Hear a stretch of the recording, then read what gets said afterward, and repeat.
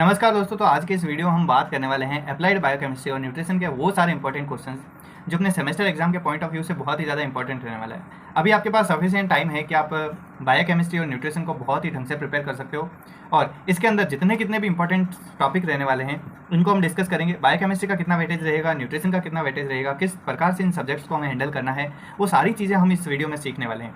इसलिए एंड तक इस वीडियो को देख करके जितने भी टॉपिक्स है उसके बारे में हम ये भी चर्चा करेंगे किसके आने के चांसेस ज़्यादा रहते हैं एग्जाम में, कौन सा टॉपिक ज़्यादा इंपॉर्टेंट है और किसको किस हिसाब से हमें पढ़ना है। तो वो सारी प्लानिंग करेंगे हम इस वीडियो में। तो चलिए अपन स्टार्ट करते हैं इस वीडियो में और सबसे पहले हम बात करते हैं बायोकेमिस्ट्री की।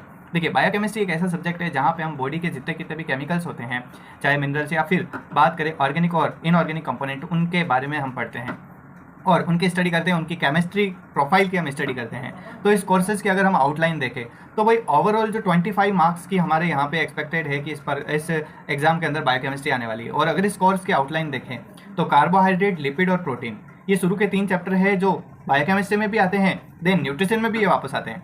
देन 5 टॉपिक ऐसे हैं: clinical enzymology, acid base maintenance, heme catabolism, organ function test और इम्यूनोकेमिस्ट्री। ये ऐसे टॉपिक्स हैं जो आपके ओनली फॉर बायोकेमिस्ट्री के हैं, न्यूट्रिशन में ये नहीं है। इसलिए हम इसी हिसाब से हमारे सारे क्वेश्चंस देखने वाले हैं। तो चलिए गाइस स्टार्ट करते हैं। तो सबसे पहले मैंने जो कार्बोहाइड्रेट, प्रोटीन और लिपिड है, इन चैप्टर को मैं आपको न्यूट्रिशन में ही बता दूंगा कि भाई आपको दोनों में साथ में कैसे पढ़ना है कंबाइंडली। तो आपका काम है वो थोड़ा बहुत ईजी हो जाएगा। लेकिन ये जो बचे हुए 5 टॉपिक्स है, क्लिनिकल एंजाइमोलॉजी, एसिड बेस और हीम कैटाबॉलिज्म और ऑर्गन फंक्शन टेस्ट और इम्यूनोकेमिस्ट्री, इनमें हमें क्या पढ़ना है, किस टाइप से पढ़ना है और थोड़ा बहुत एमसीक्यू की जानकारी है वो भी मैं आपको यहाँ पे दे देता हूँ। तो चलिए स्टार्ट करते हैं अपन। जहाँ पे पहला जो हमारा चैप्टर रहने वाला है वो है क्लिनिकल एंजाइमोलॉजी और इसके अंदर आपको सबसे पहले प्रिपेयर कर लेनी है कि डेफिनेशन क्या होती है आइसो एंजाइम की। देन लिवर के एंजाइम्स की हम बात करते हैं और लिवर के एंजाइम्स में आपको एएसटी और एएलटी के बारे में अच्छे से पढ़ लेना है कि भाई एएसटी और एएलटी एंजाइम कब बढ़ता है, कैसे बढ़ता है। देन एक एएलपी एंजाइम और आता है लिवर का, उसके बारे में भी थोड़ी बहुत जानकारी हो जानी चाहिए। तो एक लिवर एंजाइम के नाम से भी सवाल आ सकता है, आपको एएसटी एएलटी डायरेक्ट पूछा जा सकता है। देन एक इंपॉर्टेंट टॉपिक जो आपके मेडिकल सर्जिकल से रिलेट करके उठाया गया है कि मायोकार्डियल इन्फार्क्शन के अंदर एंजाइम्स कौन कौन से बढ़ते हैं, कौन कौन से घटते हैं, कौन कौन से वहाँ पे केमिकल मार्कर होते हैं एमआई के अंदर। और कहीं ना कहीं इसमें आप एलडीएच के बारे में, ट्रोपोनिन के बारे में पढ़ते हो। तो वो सारी चीज़ें आपको यहाँ पे कवर कर लेनी है और ये काफ़ी एक पोटेंशियल क्वेश्चन रहता है। देन एक छोटा सा टॉपिक और बताऊंगा, पीएसए, जिसका नाम है prostate specific antigen. PSA, prostate specific antigen, ये भी आपको पढ़ लेना है। पीएसए कहीं ना कहीं प्रोस्टेट कैंसर से रिलेटेड या फिर बिनाइन प्रोस्टेट हाइपरट्रॉफी से रिलेटेड टॉपिक है, तो आपको इसको भी ढंग से कवर कर लेना है। इन सबको आपको दो चार नंबर के हिसाब से प्रिपेयर करना है। और यहाँ पे अगर हम थोड़ा बहुत इंपॉर्टेंट ज़्यादा देखें तो एएसटी एएलटी ज़्यादा इंपॉर्टेंट रहेगा, फिर एमआई के एंजाइम्स है वो ज़्यादा इंपॉर्टेंट रहेगा, फिर आइसो एंजाइम्स इंपॉर्टेंट रहेगा, देन पीएसए आपके लिए इंपॉर्टेंट रहने वाला है। देन अगर इसी के अंदर हम एक्सपेक्टेड करें कि भाई कहाँ से एमसीक्यू बन सकता है, तो गाइज मैं यहाँ पे आपको कुछ 3 टॉपिक्स बताने वाला हूँ। यहाँ से ज़्यादा चांसेस है एमसीक्यू के कि जैसे कौन कौन से लिवर डिजीज में एंजाइम्स में चेंजेस आते हैं। जैसे एल्कोहलिक लिवर डिजीज होती है तो वहाँ पे एएसटी एएलटी का रेशियो किस प्रकार से बढ़ता करता है, उससे रिलेटेड कोई एमसीक्यू आपको पूछा जा सकता है।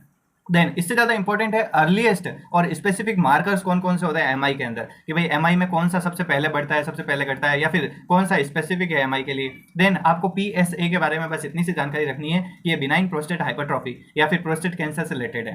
ठीक है, यहाँ से आपके कुछ एमसीक्यूज है वो यहाँ से हम एक्सपेक्ट कर सकते हैं, बट हालांकि एमसीक्यू पे इतना फोकस नहीं करना है, कहीं से भी आ सकते हैं, कोई गारंटी नहीं है, लेकिन कहीं ना कहीं इन टॉपिक्स को आपको ढंग से प्रिपेयर कर ही लेना है। देन अगर बात करें एसिड बेस्ड मेंटेनेंस की, तो यहाँ से एक सवाल जो पक्का कहीं ना कहीं आपको मिलने वाला है वो है ब्लड बफर, जो कहीं ना कहीं इन द फॉर्म ऑफ आता है acid base maintenance is blood के अंदर एसिड बेस मेंटेनेंस कैसे होता है। देन पीएच की डेफिनेशन जो आपने 12th क्लास में 10th क्लास में पढ़ी है वो आपको पढ़ लेनी है। और देन एसिड बेस डिसऑर्डर्स के टाइप्स का नाम याद कर लेना है, आपको बस उनके नाम याद कर लेना है कि कौन कौन से एसिड बेस डिसऑर्डर है। Then one of the more important topics यहाँ पे आने वाला है एबीजी वैल्यू। ये आपके लिए ब्लड बफर के बाद में एक स्टार पॉइंट रहने वाला है एबीजी।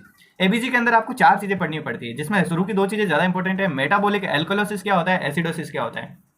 गाइस आपको पूछा जा सकता है मेटाबॉलिक एल्कलोसिस में और एसिडोसिस में डिफरेंस क्या है, तो आपको इसको प्रिपेयर कर लेना है। देन पल्मोनरी एसिडोसिस और एल्कलोसिस का मतलब क्या होता है ये भी आपको प्रिपेयर कर लेना है। तो ध्यान रखिएगा एबीजी की वैल्यू से रिलेटेड ये आएगा और एबीजी का पूरा नाम भी पूछा जा सकता है एमसीक्यू के फॉर्म में, ठीक है, आर्टेरियल ब्लड गेज। देन आगे बात करते हैं हीम कैटाबॉलिज्म वाले टॉपिक में। इसमें आपको कहीं ना कहीं एक जॉइंडिस का पैथोफिजियोलॉजी या फिर हीम डिग्रेडेशन का पाथवे ध्यान करना है। भाई देखिए, ब्लड के अंदर हीमोग्लोबिन होता है और हीम कहीं ना कहीं टूट करके कुछ ना कुछ बनाता ही होगा। तो वो जो अनकॉन्जुगेटेड बिलीरुबिन और बिलीवर्डिन, इन सब का जो भी फॉर्म है या फिर जॉइंडिस की पैथोफिजियोलॉजी इनडायरेक्टली मैं बोलूँ तो वो आपको देख लेनी है, ये आपको कहीं ना कहीं डायरेक्ट मिल जाएगी। देन एक और चीज़ है, इस वीडियो के एंड में मैं आपको ये चीज़ भी बता दूंगा कि जितने कितने भी नोट्स है वो आपको कहाँ से उठाने हैं, किस प्रकार से आपको ये नोट्स मिलने वाले हैं। उसके लिए भी एक मैं यूनिवर्सल फंडा आपको बताने वाला हूँ, ताकि आपके कहीं से भी कोई दिक्कत नहीं आएगी नोट्स की।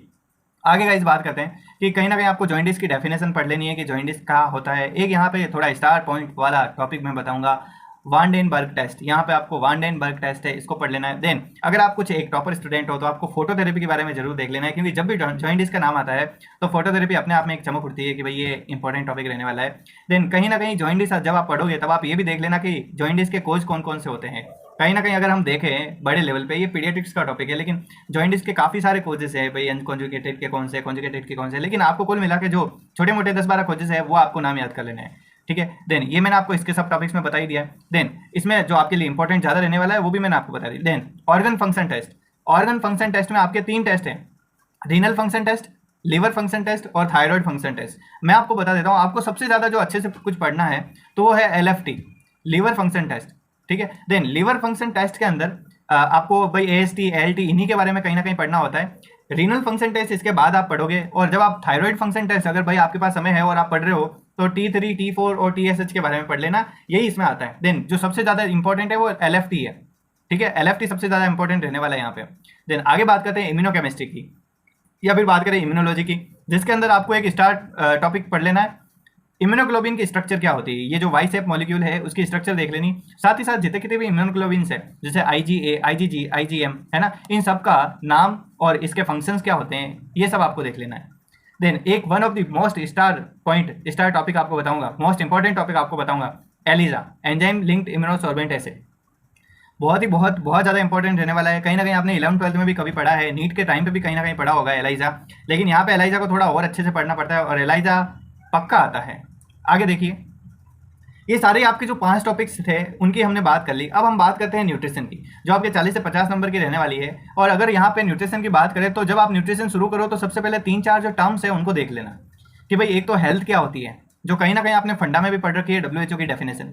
देन न्यूट्रिशन की डेफिनेशन है वो भी पढ़ लेना, माल न्यूट्रिशन की डेफिनेशन जरूर पढ़ लेना, न्यूट्रिशन की पढ़ो या नहीं पढ़ो। और इसके अंदर जो 2 डिजीज आती है मैं आगे भी आपको बताऊंगा कि भाई प्रोटीन एनर्जी माल न्यूट्रिशन जब हम पढ़ेंगे तो मेरेस्मस और क्वासी-ओरकर, तो उनका हम जिक्र करेंगे, वो बहुत ज़्यादा इंपॉर्टेंट रहने वाले हैं। देन मैक्रोन्यूट्रिएंट्स क्या होता है, माइक्रोन्यूट्रिएंट्स क्या होता है, ये तो बस आपको टर्म्स देखनी है, ये तो जस्ट मैंने आपको इंट्रोडक्शन में बताया है।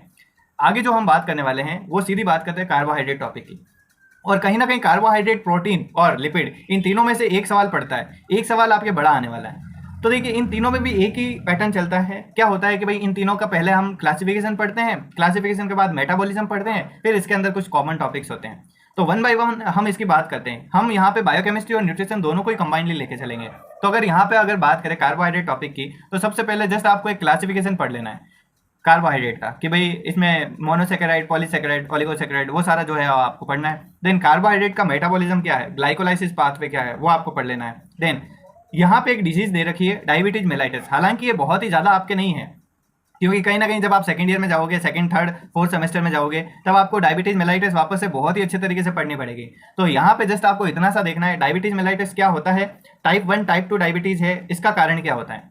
पर इससे भी ज़्यादा इंपॉर्टेंट है इसका एक टेस्ट जिसको बोलते हैं ओरल ग्लूकोज टॉलरेंस टेस्ट या फिर GTT, ग्लूकोज टॉलरेंस टेस्ट। ये आपके लिए 5 स्टार MCQ या 5 स्टार क्वेश्चन रहेगा, GTT या OGTT। देन साथ ही साथ इसके साथ 2-4 डेफिनेशन देख लेनी है। HbA1c की डेफिनेशन देखिए, HbA1c की डेफिनेशन, HbA1c होता क्या है मैं आपको बता दूं, ये बस 3 महीने का पिछले जो भी ग्लूकोज है उसके लेवल को बताता है। और कहीं ना कहीं भाई ये आगे हाइपोग्लाइसीमिया, हाइपोग्लाइसीमिया क्या होता है, हाइपो का मतलब कम, ग्लाइसीमिया मतलब ग्लूकोज इन ब्लड, यानी कि ब्लड के अंदर जब ग्लूकोज कम हो जाता है। देन एक आपको देखना है टॉपिक RDA, ये पक्का आपको कहीं ना कहीं देखने को मिलेगा, रिकमेंडेड डाइटरी अलावेंस। सबसे पहले तो इसका मतलब क्या होता है वो देख लेना, RDA का जनरल मतलब क्या होता है वो देख लेना है, ठीक है। देन एक और टॉपिक मैं आपको बताने वाला हूँ वो है BMR। BMR के साथ साथ आप एक टॉपिक जरूर देख लेना BMI, क्योंकि इसका फॉर्मूला आपको बॉडी मास इंडेक्स का फॉर्मूला या फिर इसकी डेफिनेशन आपको कहीं ना कहीं पूछी जा सकती है, या फिर BMR क्या होता है ये आपको पूरा अच्छे से समझ में आना चाहिए, और इसको कौन कौन से फैक्टर अफेक्ट करते हैं। यानी कि अगर मैं इस कार्बोहाइड्रेट टॉपिक को देखूं और यहाँ से अगर कुछ छोटे शॉर्ट नोट्स को देखूं तो यहाँ पे BMR, RDA और यहाँ पे OGTT ये बहुत ही ज़्यादा इंपॉर्टेंट रहने वाले हैं। ये तीनों क्वेश्चन बहुत ही ज़्यादा इंपॉर्टेंट रहने वाले हैं। देन क्लासिफिकेशन और मेटाबॉलिज्म में से एक बड़ा सवाल आने की भी आशंका रहती है। देन प्रोटीन की बात करते हैं, और यहाँ पे फिर मैं आपको एक छोटा सा शॉर्ट नोट्स बहुत ही ज़्यादा इंपॉर्टेंट बता देता हूँ कि जितने कितने भी एसेंशियल अमाइनो एसिड है उनके नाम आपको मुंह पर होने चाहिए। देन नॉन एसेंशियल भले आप याद करो नहीं करो वो मुझे नहीं पता, लेकिन एसेंशियल तो याद होनी चाहिए। देन प्रोटीन का डाइजेशन कैसे होता है, कहीं ना कहीं आपने एनाटॉमी फिजियोलॉजी में भी पढ़ाई है तो आपको समझ में आ ही जाएगा। देन प्रोटीन का मेटाबॉलिज्म कैसा होता है वो आपको आना चाहिए। हालांकि कार्बोहाइड्रेट जितना इंपॉर्टेंट नहीं है लेकिन इंपॉर्टेंट है, बस ये समझ लीजिए। देन आपको यहाँ पे एक टॉपिक पढ़ना है प्लाज्मा प्रोटीन, 4 नंबर में ये जरूर पूछा जाएगा। और अगर ये नहीं पूछा जाएगा तो ये पूछा जाएगा प्रोटीन यूरिया क्या होता है, कि कहीं ना कहीं जो प्लाज्मा प्रोटीन है उसकी डेफिशिएंसी से ही प्रोटीन यूरिया होता है। जो एल्ब्यूमिन और ग्लोबुलिन हम पढ़ते हैं वो जब यूरिन से निकल जाती है तो उसे प्रोटीन यूरिया बोलते हैं, तो उसको आपको पढ़ लेना है। देन कहीं ना कहीं अगर आप थोड़े एडवांस लेवल के स्टूडेंट हो, टॉपर स्टूडेंट हो, आप चाहते हो भाई मैं काफ़ी अच्छे मार्क्स गेन करूँ और सब सिलेबस को कवर करूँ, तो जो प्राइमरी, सेकेंडरी और टर्सरी स्ट्रक्चर होती है प्रोटीन की वो आपको पढ़ लेनी है। देन इलेक्ट्रोफोरेसिस के प्रिंसिपल क्या होते हैं वो आपको एक्स्ट्रा में पढ़ लेने हैं। बाकी अगर यहाँ पे आप अगर देखो तो ज़्यादा जो इंपॉर्टेंट है, सबसे ज़्यादा जो इंपॉर्टेंट है वो है अमाइनो एसिड में एसेंशियल अमाइनो एसिड कौन कौन से हैं, और फिर प्रोटीन का डाइजेशन थोड़ा बहुत इंपॉर्टेंट है, बट इससे ज़्यादा इंपॉर्टेंट है प्लाज्मा प्रोटीन और प्रोटीन यूरिया। देन आगे कहीं ना कहीं अगर आपको छोटी मोटी जानकारी न्यूट्रिशन से रिलेटेड लेनी है तो आईडीए ऑफ प्रोटीन देख लेना, और प्रोटीन के फंक्शन क्या होते हैं। हालांकि आप सब लिख दोगे प्रोटीन का क्या फंक्शन होता है, भाई बॉडी बनाता है, बॉडी के अंदर सारे फिजियोलॉजिकल काम है वो करवाने में हेल्प करता है, राइबोसोम वगैरह है, ये प्रोटीन फैक्ट्री तो बोलते हैं, तो कहीं ना कहीं इनका काम क्या होता है ये सब आपको आता है। बस जब आप इसको एक बार पढ़ लोगे तो वो आपको 11th-12th वाला सारा ही रिवाइज हो जाएगा और सब कुछ याद आ जाएगा, तो उस हिसाब से आपको पढ़ लेना है। तो ईजी चीज़ें हैं इसलिए मैं आपको यहाँ पे सजेस्ट कर देता हूँ। तो अगला चलते हैं हम फैट वाले। फैट पे आप देखोगे तो क्लासिफिकेशन ऑफ फैट आपके लिए ज़्यादा इंपॉर्टेंट रहेगा। सबसे ज़्यादा अगर कुछ क्लासिफिकेशन इंपॉर्टेंट है तो वो फैट का है, फिर कार्बोहाइड्रेट का है, फिर प्रोटीन का है। ये चीज़ ध्यान रखिएगा। फैट का क्लासिफिकेशन आपको आए, और इसमें क्या होता है कि अलग से भी शॉर्ट नोट्स आ जाता है, जैसे मुफा, पूफा, एसेंशियल फैटी एसिड या ट्रांस फैटी एसिड, इसमें मुफा और पूफा पे तो अलग से भी सवाल आते हैं। ठीक है, इसलिए जो क्लासिफिकेशन है फैट का अच्छे से देख लेना है। देन मेटाबॉलिज्म कैसे होता है, लाइपोलाइसिस, लाइपोजेनेसिस, इसमें कहीं ना कहीं आपको चीज़ें देख लेनी। एक कीटोन बॉडीज क्या होती है ये समझ लेना, क्योंकि जब हम डायबिटीज कीटोएसिडोसिस पढ़ते हैं या फिर यूरिन के अंदर कीटोन बॉडीज मिलती है, कहीं ना कहीं जब आप आगे फ्यूचर में जाओगे और मेडिसिन पढ़ोगे तब आपको समझ में आ जाएगा। तो ये कीटोन बॉडीज के बारे में थोड़ी सी जानकारी ले लेनी है कि भाई क्या होता है। लेकिन यहाँ पे अगर मैं एक 5 स्टार क्वेश्चन बताऊँ वो है लाइपोप्रोटीन। ये आपको जरूर कहीं ना कहीं एग्जाम में देखने को मिलने को सकता है, ये ध्यान रखिएगा, लाइपोप्रोटीन जरूर पढ़ के जाना। देन लिपिड प्रोफाइल को थोड़ा बहुत देख लेना, छोटा सा टॉपिक है, ज़्यादा बड़ा नहीं है। एक टॉपिक आएगा एथेरोस्क्लेरोसिस, इसकी डेफिनेशन देख लेना क्या होता है, और एक प्लाक फॉर्मेशन कैसे होता है। एथेरोस्क्लेरोसिस का मतलब होता है ब्लड वेसल्स के अंदर क्लोट का फॉर्मेशन होता है, प्लाक बन जाता है, उसको आपको अच्छे से देख लेना है। देन विटामिन टॉपिक की बात करें तो ज़्यादा कुछ इसमें इंपॉर्टेंट नहीं है, लेकिन घुमा फिरा के छोटा एक सिंपल सवाल जरूर आता है कि विटामिन बी क्या होता है, कौन कौन से इसके टाइप्स है, विटामिन B1, B2 है ना, तो वो, और KCA, विटामिन के, विटामिन सी और विटामिन ए के अलग से सोर्सेज भी पूछ सकते हैं। और जब आप भाई 5वीं 6वीं क्लास में थे, 7वीं क्लास में थे, तब आपने पढ़ा था विटामिन ए से कौन सी डिजीज होती है, बी से कौन सी डिजीज होती है, तो वो जो डेफिशिएंसी वाली डिजीज है वो पढ़ लेना। इसका रीजन ये है कि कहीं ना कहीं आपको MCQ के फॉर्म में आपको मिल सकती है कि कौन से विटामिन की डेफिशिएंसी से कौन सी डिजीज होती है। जैसे कहीं ना कहीं आपको पूछा जा सकता है पेलाग्रा डिजीज कौन से विटामिन की डेफिशिएंसी से होती है, तब आपको कहीं ना कहीं भाई बताना पड़ेगा नियासिन की डेफिशिएंसी होती है। देन मिनरल्स वाला टॉपिक इतना इंपॉर्टेंट नहीं है, बस अगर आप भाई एक टॉपर स्टूडेंट हो तो आप क्लासिफिकेशन पढ़ सकते हो। बैलेंस डाइट, ये one of the most important सवाल रहने वाला है आपके लिए। बैलेंस डाइट से काफ़ी सारे क्वेश्चंस आते हैं, भर भर के आते हैं, और किस प्रकार के सवाल आते हैं वो मैं यहाँ पे आपको बता दूं कि बैलेंस डाइट की डेफिनेशन क्या होती है। बड़ा सवाल आएगा, इसके प्रिंसिपल भी साथ में पूछेगा, और पूछेगा या तो ये पूछेगा कि प्रेगनेंसी के अंदर डाइट की प्लानिंग क्या होती है, या फिर किसी पर्टिकुलर डायबिटीज पेशेंट के लिए मील प्लान करनी है हमको, या फिर एनीमिया इन प्रेगनेंसी क्या होता है, एक छोटा सा 1-2 नंबर का टॉपिक, या ब्रेस्ट फीडिंग के बारे में आपको थोड़ा बहुत पढ़ लेना है। लेकिन यहाँ पे अगर कुछ सबसे ज़्यादा अगर इंपॉर्टेंट है तो वो है बैलेंस डाइट की डेफिनेशन। 2 डेफिनेशन अच्छे से पढ़नी है, प्रिंसिपल क्या होते हैं वो आपको पढ़ने हैं, और प्रेगनेंसी के अंदर डाइट क्या होती है, और डायबिटीज मेलाइटस के अंदर क्या डाइट होती है वो आपको ढंग से पढ़ लेनी है, ये सबसे ज़्यादा इंपॉर्टेंट है। देन न्यूट्रिशनल डेफिशिएंसी डिसऑर्डर, यहाँ से भी एक 100% आने वाला सवाल है, सेम या पेम, सीवियर एक्यूट माल न्यूट्रिशन या फिर प्रोटीन एनर्जी माल न्यूट्रिशन, जहाँ पे आप मैरेस्मस और क्वासियोरकर पढ़ते हो, ये लगभग फिक्स क्वेश्चन रहता है। इसलिए ध्यान रखना कि सेम आपको बिल्कुल भी नहीं छोड़ना है। मैरेस्मस और क्वासियोरकर में क्या डिफरेंस है, बिल्कुल भी नहीं छोड़ना है। एक पेलाग्रा क्या होता है, हल्का फुल्का देख लेना, कहीं ना कहीं भाई आपको पूछा जा सकता है। देन बात करें थेराप्यूटिक डाइट की, तो ज़्यादा कुछ नहीं पूछ सकते भाई, बस डेफिनेशन और प्रिंसिपल पूछ सकते हैं। और जैसे मैंने यहाँ पे पहले ही आपको बता दिया, डाइट इन DM, डायबिटीज मेलाइटिस की डाइट है वो आप देख लेना, वो ज़्यादा इंपॉर्टेंट है। डायरिया की डाइट हल्की फुल्की है भाई, आपको बस जनरल नॉलेज के लिए ध्यान रखनी है। बाकी थेराप्यूटिक डाइट की बस डेफिनेशन पूछते हैं या प्रिंसिपल इसके पूछ लेते हैं, इससे ज़्यादा नहीं पूछते। देन वन ऑफ द और मोस्ट इंपॉर्टेंट टॉपिक यहाँ पे आने वाला है कुकिंग।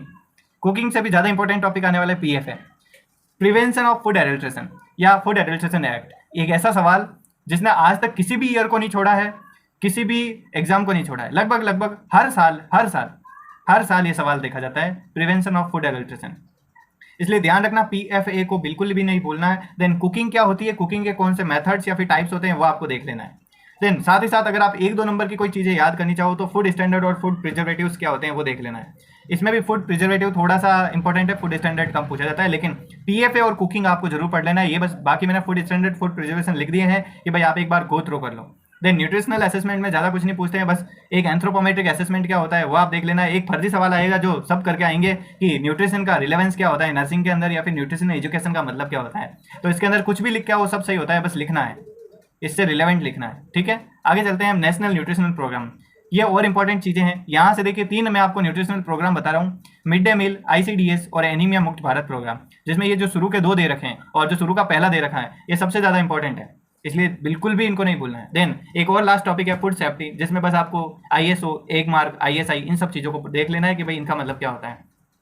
और इस तरीके से आपके जो भी न्यूट्रिशन और बायोकेमिस्ट्री के सारे इंपॉर्टेंट क्वेश्चंस हैं वो कहीं ना कहीं एंड हो जाते हैं। मैंने आपको इन्हीं के अंदर कुछ सब टॉपिक्स बता दिए हैं कि भाई ये ज़्यादा इंपॉर्टेंट है, ये कम इंपॉर्टेंट है, और लगभग आपका जो सिलेबस है वो इनसे कवर हो जाएगा। आपको कॉन्फिडेंस आ जाएगा पूरी तरीके से कि हमने अगर इतना कर लिया है तो हमारा पेपर डेफिनेटली बेस्ट जाना है, ठीक है। तो अगर आप इतना कर लोगे तो आपका बहुत कुछ है वो अच्छे से हो जाएगा। इसलिए अब लास्ट में 1 मिनट में मैं आपको जो भी हाईली इंपॉर्टेंट क्वेश्चन है उन पे गोले लगा देता हूँ, ताकि आपका बिल्कुल भी टाइम है वो लास्ट डे पे आप इन चीज़ों को पढ़ सको। Mid day meal, ICDS, then आगे इसमें चलते हैं पीएफए और कुकिंग, पीएफए और कुकिंग, देन और आगे चलते हैं थेराप्यूटिक डाइट की डेफिनेशन और principle, then SAM PEM, very very very very important, then balance diet, very very very very important, इसमें भी diet in pregnancy, very very important.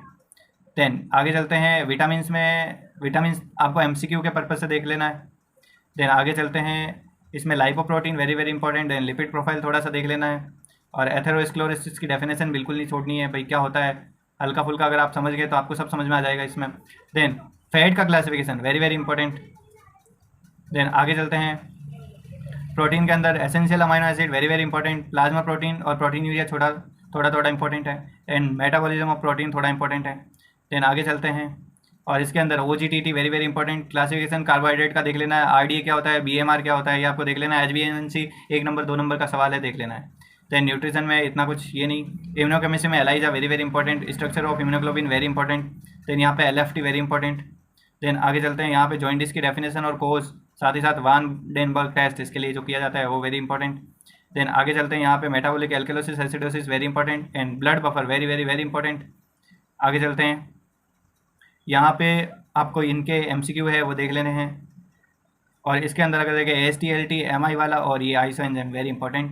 Then इस तरीके से आपका जो भी बायोकेमिस्ट्री और न्यूट्रिशन का इंपॉर्टेंट टॉपिक का सिलसिला है वो खत्म होता है। मेरे हिसाब से सारे ही जो टॉपिक्स है वो लगभग कवर हो जाएंगे, आपकी काफ़ी अच्छी तैयारी है वो हो जाएगी, क्योंकि अभी समय है तो इस हिसाब से मैंने आपको थोड़े 1-2 क्वेश्चन ज़्यादा ही बताए हैं। तो अब अगर आपको इसके बाद में भी कुछ डाउट्स रहता है, लगता है ये नए सिलेबस के पैटर्न्स पे बेसिस थे, पुराने सिलेबस से थोड़ा सा डिफरेंट है, पुराने सिलेबस में और भी चीज़ें ऐड थी और कुछ चीज़ें यहाँ पे और नई भी आई है तो हम देख सकते हैं, लेकिन ये है भाई आपका काम इनसे हो जाएगा।